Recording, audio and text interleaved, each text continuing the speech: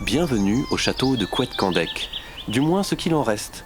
Situé en Bretagne, sur la commune de Locmaria-Grandchamp dans le Morbihan, d'abord manoir, construit entre 1530 et 1550, il ne deviendra château qu'après les travaux s'étalant de 1833 à 1850, notamment avec l'ajout des 3 tours d'angle que le temps n'aura malheureusement pas épargné.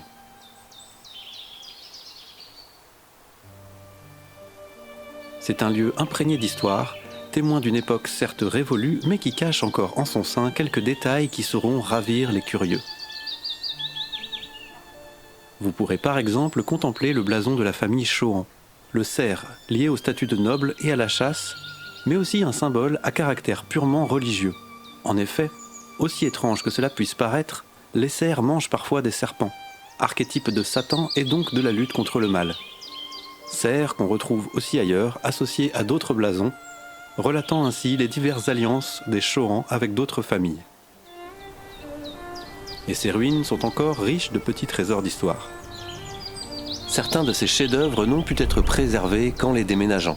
C'est le cas avec cette énorme cheminée qui est aujourd'hui dans une salle du château des Rohan à Pontivy, à une trentaine de kilomètres de là. Elle trônait dans la grande salle et arbore de nombreux détails. Le cerf des Chauhan toujours, le lion et le léopard, des merlettes ou des poissons appelés chabots, ou encore l'aigle, tous représentant des familles alliées des Chauhan. À l'entrée, on peut voir un collier de coquilles Saint-Jacques trôné au-dessus de la porte, qui peut sembler anodin comme ça, mais qui est en fait appelé collier de Saint-Michel, voire collier de l'ordre du roi. Ordre de chevalerie prestigieux créé en 1469 par Louis XI et dont le siège était situé dans l'abbaye du Mont-Saint-Michel. Une distinction honorifique accordée à la famille Chauhan pour leur fait d'armes pendant la guerre opposant catholiques et protestants.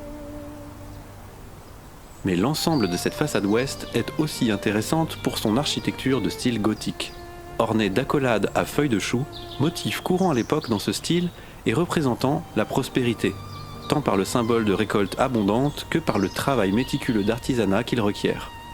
Vous pouvez maintenant voir apparaître la seule partie du château qui est à ce jour rénovée, la tour d'escalier. Surmontée d'un pigeonnier ou tour fuit, c'est une particularité architecturale unique en Morbihan, avec cette proéminence sur l'arrière accueillant un escalier adjacent à la tour donnant accès au pigeonnier. Le château étant fermé au public, je vous encourage à consulter le site internet pour vous tenir au courant des visites afin de pouvoir voir l'intérieur, où se cachent quelques bas-reliefs avec leur couleur d'origine et l'escalier en vis avec d'impressionnantes marches en pierre de plus de 2 mètres de long. On peut d'ailleurs apercevoir la fenêtre d'envol du pigeonnier avec son petit volet rouge. Derrière le château se cache aussi un autre trésor d'architecture.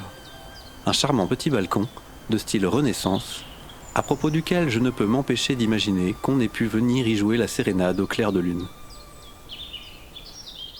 Le château est aujourd'hui entre les mains de l'association des Amis de Couët-Candec, qui se donne du mal pour le préserver et lui rendre sa gloire d'antan.